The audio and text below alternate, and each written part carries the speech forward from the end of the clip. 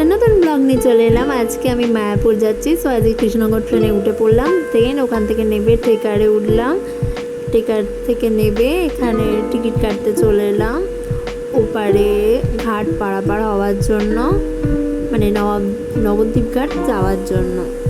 So আমরা এখন নৌকায় উঠে পড়েছি। নৌকা অনেকটাই ভিড় ছিল আর প্রচণ্ড রোদ ছিল। এদিকে মা আর আমি রয়েছি, আর এদিকে মায়াপুরটাও দেখা যাচ্ছিল। দেন ওখান থেকে নেমে টোটো করে সব মন্দিরগুলো ঘুরতে গেছিলাম।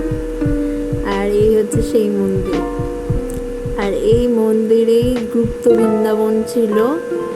সো এই দেখো, এই হচ্ছে সেই গুপ্ত বৃন্দাবন। এখান থেকে আমরা আন্ডারগ্রাউন্ড মন্দিরটা ছিল।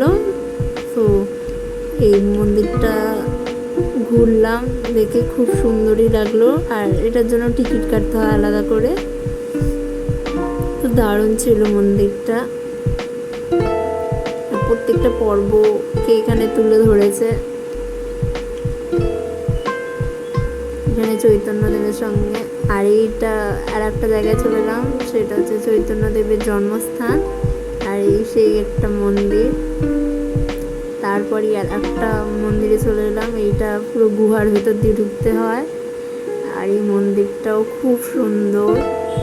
আর এখানে কি সুন্দর গোপাল ঠাকুরকেও দোল খাওয়ানোর ব্যবস্থা রয়েছে। তারপরেই মন্দির থেকে বেরিয়ে এলাম।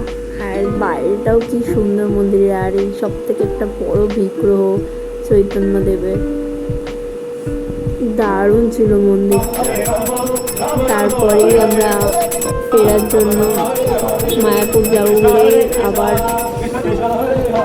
লঞ্চে উঠে পড়লাম। আর এই সেই হচ্ছে মায়াপুরের মন্দির।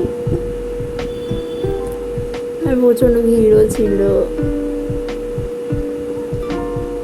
দেন এপারে চলে এলাম। তারপর একটা হোটেলে লাঞ্চও করে নিলাম। তারপর লাঞ্চ কমপ্লিট করার পরই মায়াপুর মন্দিরে চলে এলাম। এই সেই মায়াপুর মন্দির, যার জন্য অপেক্ষায় বসেছিলাম। দারুণ মন্দিরটা।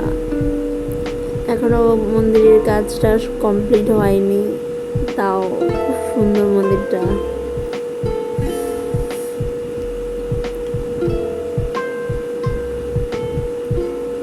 খুবই বড় মন্দির। আর এইদিকে আর একটা মন্দির ছিল, সেই মন্দিরটাও আমরা দেখলাম। দেখা কমপ্লিট হয়ে যাওয়ার পর অনেক ভিডিও করছিলাম। দেন আবার বাড়িও ফিরতে হবে। সো এবার এখন বাড়ি চলে যাচ্ছি বাসে করে। সো আমার ভিডিওটা লাইক, কমেন্ট আর সাবস্ক্রাইব করে দিও। বাই।